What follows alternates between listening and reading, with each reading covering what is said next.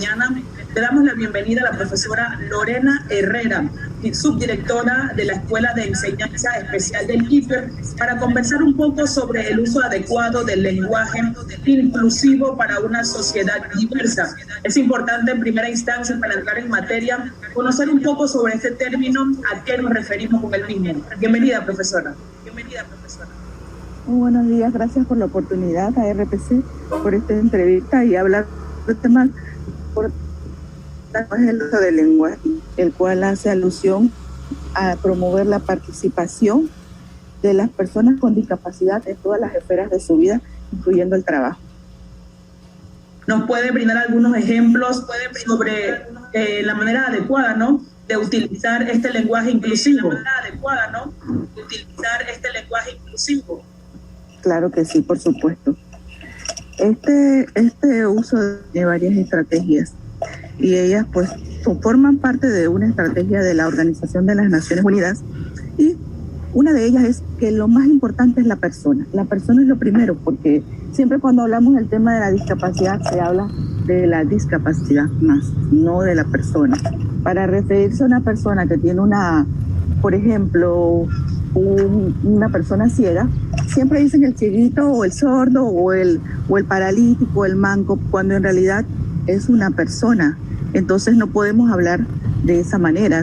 Lo correcto es hablar de la persona con discapacidad intelectual, la persona con pérdida visual, la persona con una pérdida auditiva. Entonces eso es lo más importante. Esa es una de las primeras cosas que hace como señalamiento esta estrategia de la ONU.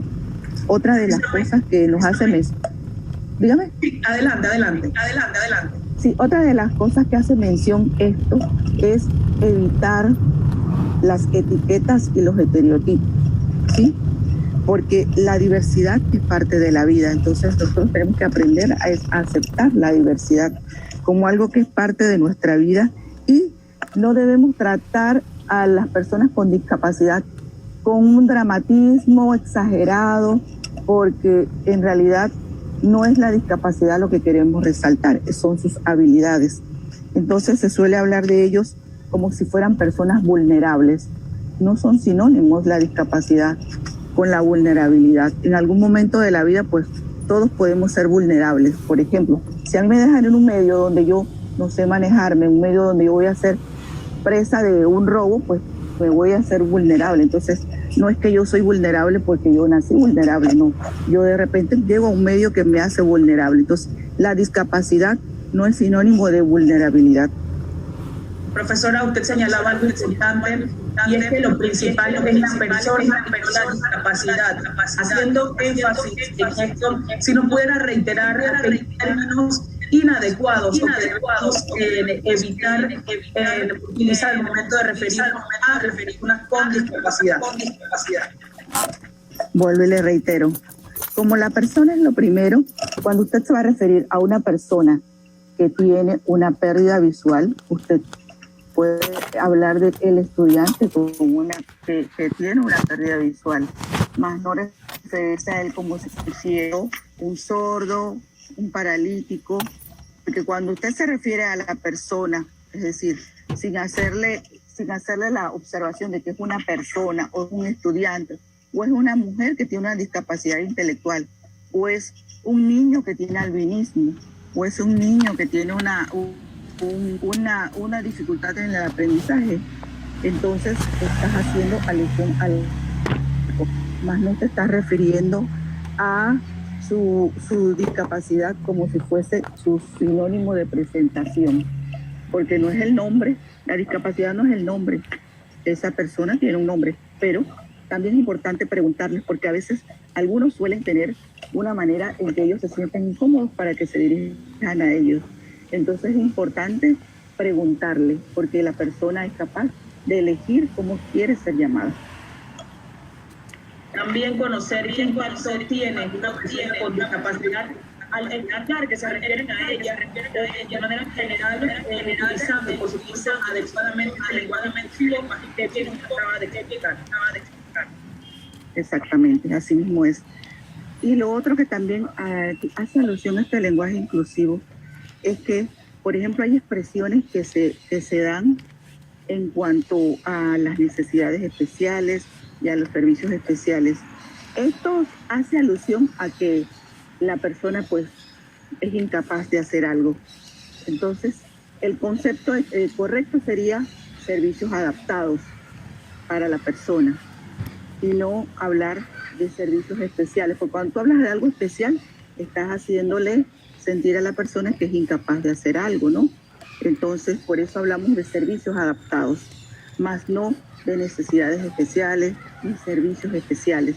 Porque cuando hablas de algo, todos somos especiales, usted es especial, yo soy especial, todos somos especiales. Entonces, es mejor utilizar el concepto servicios adaptados. También hablamos de una sociedad diversa, pero como país, ¿cómo nos encontramos ante esta realidad?